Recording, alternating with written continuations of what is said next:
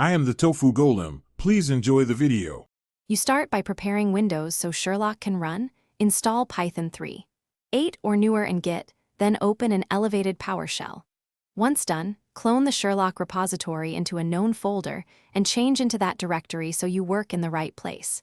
Make sure to create a virtual environment to isolate packages. This prevents conflicts with other Python tools.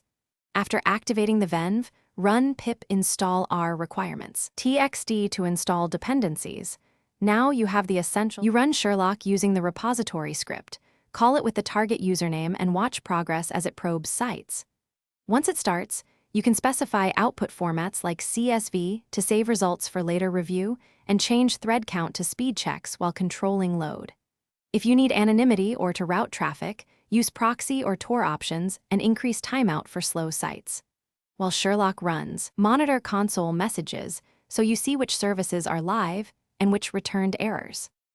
You finish by examining the saved CSV or console output and verifying any matched accounts manually, because site formatting can cause false positives. Once verified, keep Sherlock updated by pulling the latest repo changes and reinstalling requirements to get new site checks. If you encounter failures, try rerunning with fewer threads, longer timeout, or a proxy.